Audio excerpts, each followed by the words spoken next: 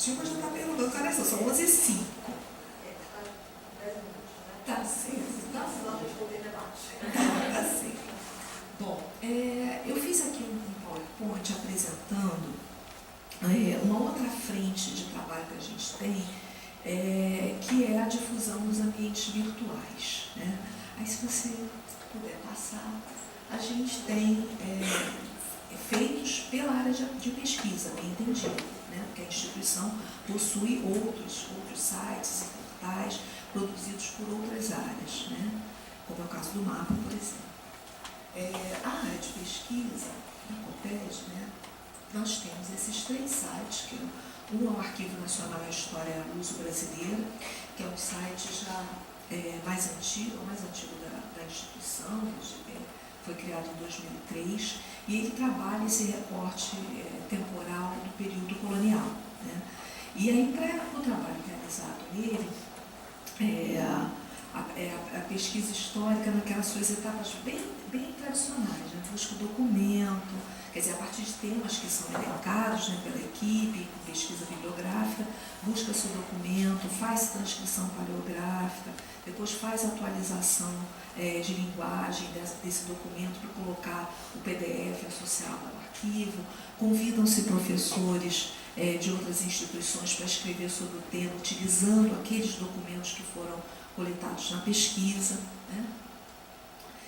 Temos ainda o site de exposições virtuais, se der tempo eu ainda apresento ele um pouquinho para vocês, que foi uma iniciativa que nós desenvolvemos, porque percebemos que todas essas exposições que estavam sendo realizadas presenciais na instituição, depois que a exposição é desmontada, ela um pouco perde, né? Perde o seu poder de continuar difundindo o acervo, né? De qualquer forma, o alcance de uma exposição presencial, obviamente a gente não está falando, infelizmente, daquelas onde fica fila na porta, rodando o quarteirão, né, que é o meu desejo. Eu quero fila na porta, né? Elas têm um alcance de público que também é limitado por algumas questões. Então, nas nossas exposições, em torno de 3.000 visitantes assinam um livro de visitas, né? A gente sabe que nem todo mundo assina, mas em torno de 3.000 visitantes. E aí a utilização dos ambientes virtuais permite dar uma sobrevida para a exposição e alcançar outros públicos, né? Então, é um site que nós fizemos em 2007 com esse intuito, né? E o mais recente é o História do Brasil Republicano, também incidido sobre esse período da nossa documentação. É um site recente, ele também se organiza sob a forma de temas, né, também com convidados externos que escrevem com base na documentação que foi pesquisada, né? E participamos também de uma iniciativa interinstitucional, junto com a Biblioteca Nacional e o Instituto Moreira Assad, que é a Brasiliana Fotográfica, né? O Arquivo Nacional alimenta o site da Brasiliana Fotográfica com a documentação do seu acervo. Bom, isso aqui são só alguns dados do site do História Luso, né? Já temos mais de 2.500 emendas de documentos, né, ao longo desses anos de existência do site. E aqui é um pouco a ideia do alcance que ele tem, né? Essa é uma estatística de 2017, mais de 44.000 visitantes. E a gente consegue perceber pelos softwares de estatística como é que essa visitação está associada, a gente pressupõe que é isso, né?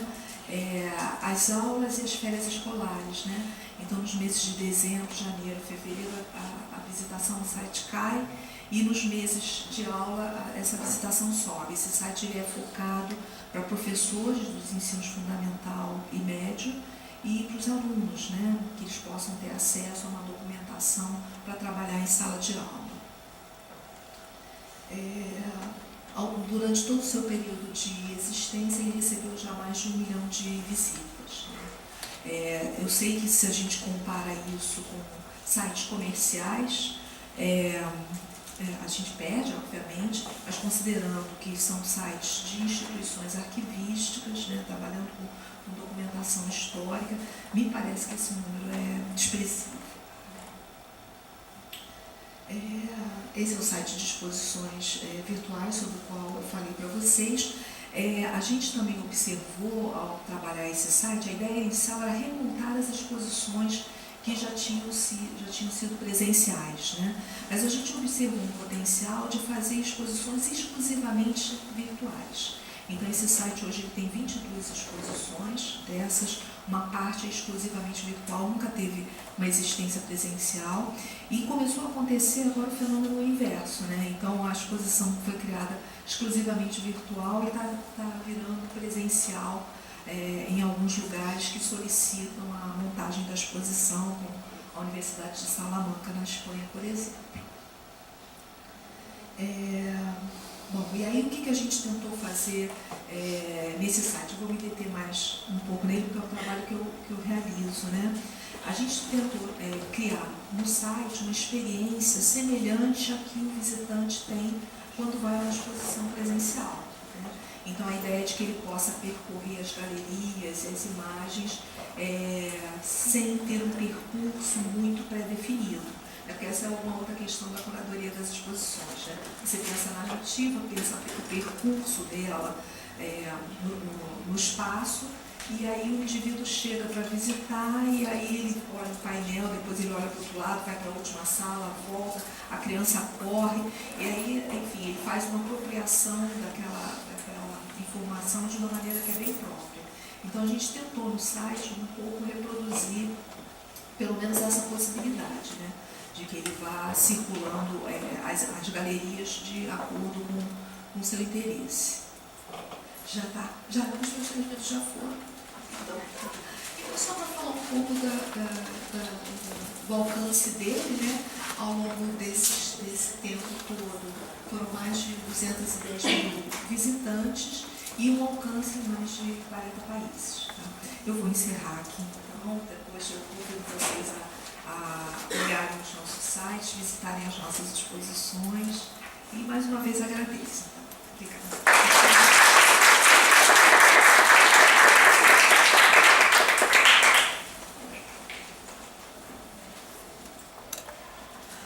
Obrigada, Denise. Então, vamos chamar o José Benito do MAST, né?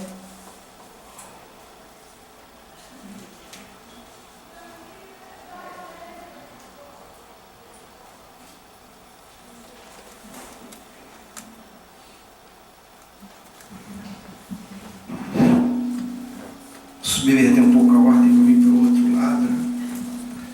Bom, primeiro em nome do MAST.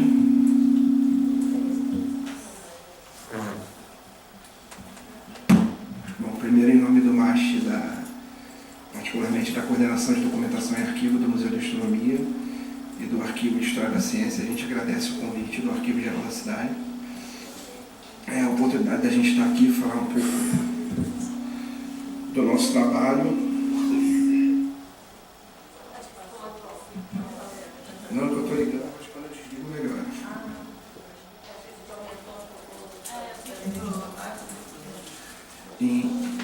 Enfim, primeiro, algumas desculpas. Eu vou me desculpar do PowerPoint, porque, como já foi dito aqui, boa parte das instituições públicas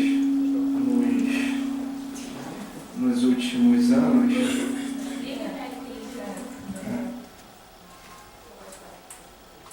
Sou uma pessoa tímida, assim.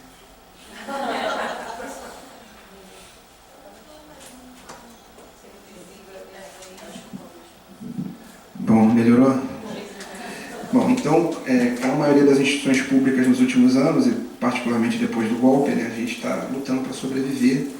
Então, o PowerPoint, eu sou um completo analfabeto, então ele vai ser mais um referencial, não tem foto. Nós temos uma pessoa na equipe do arquivo que produz essa parte de apresentações, só que ela também alimenta a nossa base de dados. Nós do arquivo fazemos tudo, nós temos uma base de dados e começamos um processo de digitalização de acervos. Então, a gente não conseguiu, a pessoa estava ocupada, né? E a gente está com sorte porque ela ainda está lá, porque ela pode se aposentar até o final do ano. Então, para quem não conhece o Museu de Astronomia, a gente sempre brinca, corra, ajudem a gente, porque... Bom, a gente fez uma provocação de como a pesquisa histórica pode funcionar como fonte para quem organiza arquivos. Só uma apresentação da equipe do Arquivo de História da Ciência. Nós temos uma arquivista, a Maria Celina, e somos 3 historiadores que trabalham organizando arquivo. A gente pulou o balcão. Então a Celina brinca muito com a gente que a gente está em fase de domesticação há alguns anos, porque há uma diferença de olhar, né? Dependendo do lado que você está, e a gente aprendeu muito com ela de que o arquivista ele tem uma missão muito dura, que é organizar arquivo para qualquer consulente, para qualquer pessoa que tenha interesse. E a gente, como historiador, a gente tem a tendência de ter a nossa atenção chamada para determinado fato, para determinada questão. A gente vai trabalhar com a questão dos arquivos pessoais, mas eu vou falando um pouco, né? Tem aí é importante notar que o Museu de Astronomia, ele se especializou nos seus 35 anos de existência em arquivos pessoais de cientistas. Mas ele não guarda só isso, ele guarda arquivos de instituições importantes para a ciência brasileira, como nós temos boa parte do arquivo do Observatório Nacional, das mais antigas instituições de pesquisa, com quem a gente divide o campus. A gente tem arquivos, parte do arquivo do CNPq, um arquivo que é a Memória do Mundo, que é a área da Comissão das Expedições, Fiscalização das Expedições Estrangeiras, e todo esse trabalho é feito por uma coordenação de documentação e arquivo, do qual eu sou o substituto, e pelo Arquivo de História da Ciência, do qual eu sou o responsável. A gente também tem a biblioteca atuando com a gente, e a gente tem um laboratório de conservação e preservação de papel. Para fazer todo esse trabalho, a equipe inteira da coordenação não tem 10 funcionários, a gente vai chorar um pouco aqui. No arquivo nós somos a maioria, nós somos 6 funcionários, com perspectiva de aposentadoria de metade. Então a gente pode não ter arquivista em pouco tempo. A gente brinca que isso não é por acaso, não. Isso é um processo de Alzheimer que apaga a memória da história brasileira, que está bastante em curso. Então nós somos essa instituição pequenininha, somos 73 servidores, mas com muita atividade. A gente atua como arquivo institucional. A gente tem funções de guarda da documentação e de gestão da documentação da instituição, lembrando, com 4 servidores. Então a gente, além de cuidar do nosso arquivo institucional, 4 servidores, nós cuidamos da organização e disponibilização de arquivos históricos de instituições de pesquisa, Observatório Nacional, CNPq, CFE. Hoje a gente não faz o recolhimento de arquivos de instituições, essa é a função do Arquivo Nacional, mas se houver alguma situação de risco, e risco é uma palavra que a gente enfrenta muito na área do arquivo, né? A gente percebe como a memória ela é descartável, né? Então, das instituições a gente não recolhe, mas a gente tem muitos arquivos pessoais de cientistas, especialmente, mas não exclusivamente, nas áreas de astronomia e ciências afins. Lá a gente tem uma gama, que é a nossa Comissão de Aquisição de Arquivos estabeleceu como área afim, que é matemática, física, as engenharias. A gente tem... Por que não apenas? Porque qualquer arquivo em situação de risco a gente tem por obrigação institucional recolher.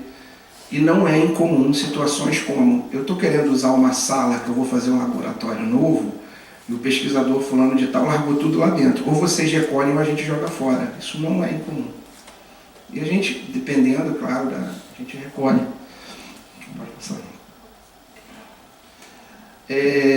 A gente tem mais ou menos 50 arquivos pessoais sob nossa guarda, 4 institucionais. A gente diz mais ou menos porque tem arquivos que a família não doou. Então lá guarda, tipo, para esvaziar a casa a família doou, eu não vou dar um nome aqui, mas é uma pessoa. E depois que a casa estava vazia, a família quer vender o arquivo. Então a gente não sabe se é nosso ou se não é. Mas são 49 nossos. Esses arquivos estão em diferentes processos fases de organização, alguns já estão organizados, estão disponíveis. A gente tem uma metodologia de organização de arquivo pessoal que envolve a pesquisa histórica, a gente vai dizer aqui. E nesse processo de organização, como está dito ali, o papel da pesquisa histórica é bastante relevante. Ao fundo está o nosso prédio histórico, a gente divide campus com o Observatório Nacional. Então, essa é a nossa sede histórica, o antigo prédio do ON, é onde funciona toda a parte expositiva do museu. A gente tem, além da coordenação de documentação e arquivo, várias áreas. O museu desenvolve várias atividades, né? A gente tem uma área de disseminação de ciências em espaços não formais, a gente tem a parte museológica, e nós temos uma coordenação de história da ciência, né, composta por vários pesquisadores na área da história, centralmente, e eles são parceiros em algumas ações. A primeira ação que eles são parceiros é no auxílio, na prospecção de arquivos. Os historiadores da ciência do museu, eu sou historiador, mais outros 2 companheiros, mas não somos da área de história da ciência. A gente é aquela coisa assim, vocês são arquivistas, aí quando a gente está com arquivo, vocês são historiadores. A gente apanha, nós somos os leprosos. A gente brinca, né? Os historiadores chamam a gente de arquivistas, os arquivistas não façam isso, vocês são historiadores. Então a gente não sabe bem o que a gente é. Mas então, os nossos historiadores, eles têm um papel fundamental na prospecção de acervos, ou seja, eles conhecem em suas áreas cientistas com relevante atuação. E basicamente são normalmente eles, quando não as instituições, que indicam os acervos que a gente deveria prospectar. Nós também temos uma comissão permanente de aquisição e descarte de acervos, que aí a história também se faz importante, junto todas as áreas do museu estão nessa comissão de descarte, mas quando se trata de acervo arquivístico, o arquivo, a equipe do arquivo e a equipe da história da ciência tem um papel fundamental, que é definir o que é relevante, que é uma pergunta extremamente subjetiva, né? O que é relevante para guardar, o que não é. E aí tem vários critérios, desde critérios objetivos, aquilo de fato é um arquivo, ou é só uma coleção de fotos, até questões, esse cientista é relevante para a história da ciência brasileira? Normalmente essa triagem é feita, quando chega na gente está definida, mas tem questões polêmicas, que já houve de as pessoas questionarem a relevância só pela questão acadêmica. E nós temos um cientista que é vivo ainda, e que o acervo dele já se encontra com a gente, em que a gente, depois de uma batalha interna, definiu que ele é relevante muito mais pela atuação política que ele teve na construção do embate político dentro da universidade do que pela sua atuação acadêmica. Então a gente tem essa discussão, e essa é uma primeira discussão que os historiadores, a casa toda, mas mais os nossos historiadores e o arquivo travam na comissão de aquisição e descarte. Aí eu vou fugir um pouco, tem um texto depois. O grande problema dos arquivos pessoais para a gente